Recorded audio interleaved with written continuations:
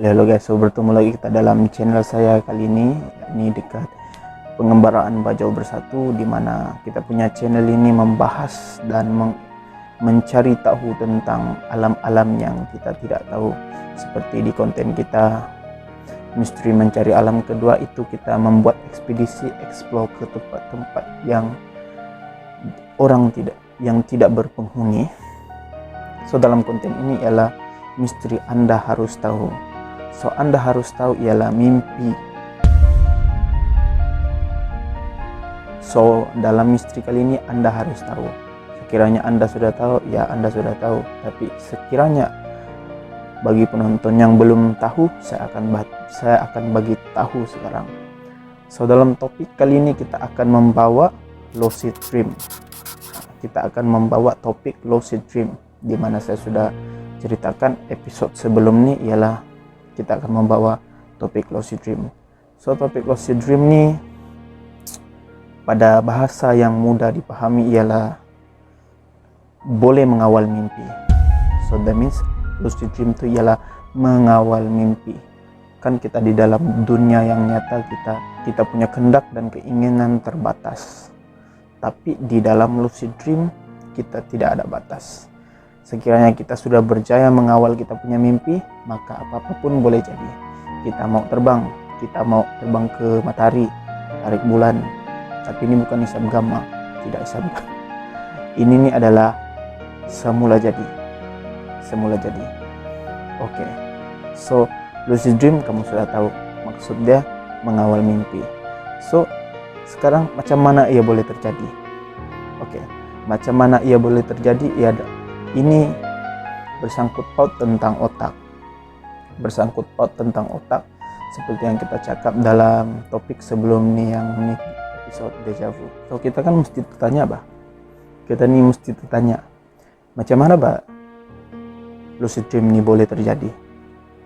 Oke, benda ni terjadi ada 4 keadaan ataupun 4 situasi di mana lucid dream ini boleh terjadi. So di fasa yang pertama, yang kedua, kita tidak dapat lucid dream itu. Di fasa yang ketiga dan keempat kita akan dapat. Tapi yang keempat tuh agak susah. Tapi di part yang ketiga kita dapat dan sempurna. Oke. Keadaan ini 4, yakni pertama, tidak dapat tidur. Yang kedua, tidur tapi tidak selesai tidur. Yang ketiga, tidur nyenyak, tidur aman.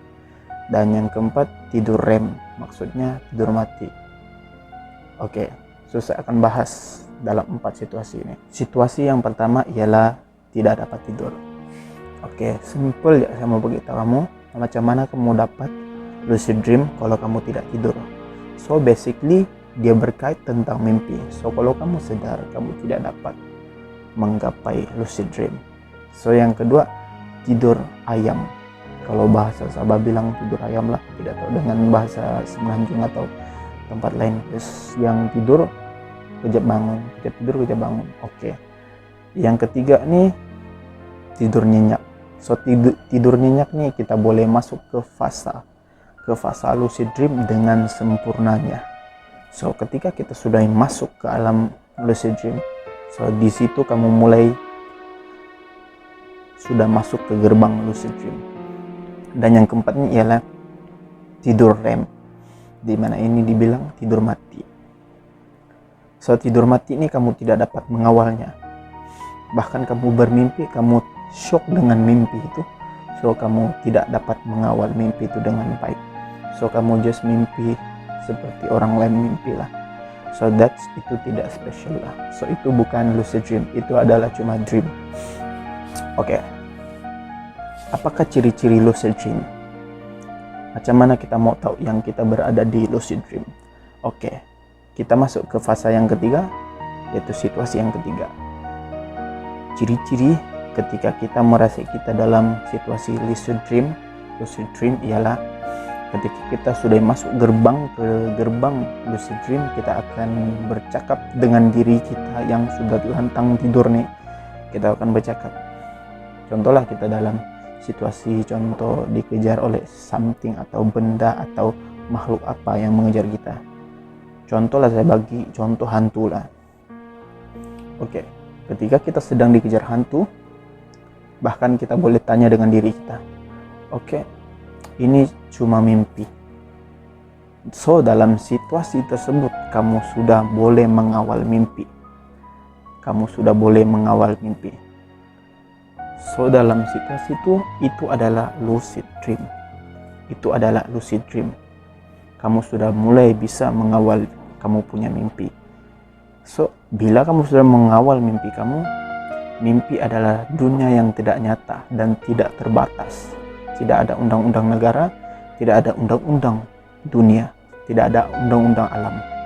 So dalam situasi keadaan ketika kamu sudah berada di lucid dream, kamu boleh terbang dan kamu boleh jalan kemana yang kamu mau. Kamu boleh jumpa K-pop idol kamu dan kamu boleh jumpa sesiapapun, melainkan ketika Allah sudah membagi kamu mimpi petanda yang tidak bagus, yaitu mimpi tentang akhirat.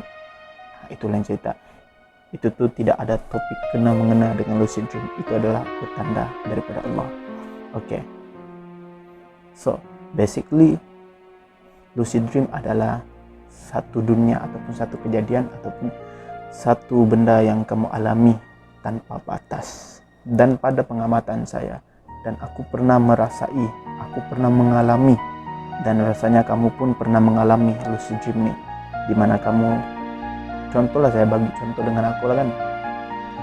Masa itu aku mimpi, aku cakap situasi dimana saya ini pengalaman dan saya ingat.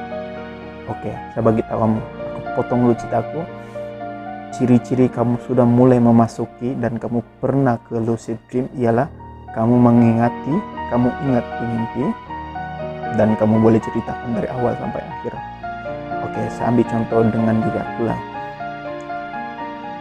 Ini yang dipanggil lucid dream. Aku ke satu tempat dan aku dikejar oleh makhluk halus, hantu lah, setan tuh, dan aku bilang ini cuma mimpi. So aku bilang coba tunggu dan tunggu. So bila hantu tuh sudah dekat, aku akan cakap, oke, bangun. So saya akan bangun. Serius, ini saya pernah alami, diri saya sendiri alami kejadian ini. So ini yang dipanggil lucid dream. Lucid dream, kamu boleh mengawal mimpi. Lucid dream dalam bahasa Inggris lah, So dalam bahasa Melayu, mengawal mimpi. So kamu sudah dalam fase mengawal mimpi. So dalam topik ini ada juga profesor yang mengkaji dan taksub dengan lucid dream ini.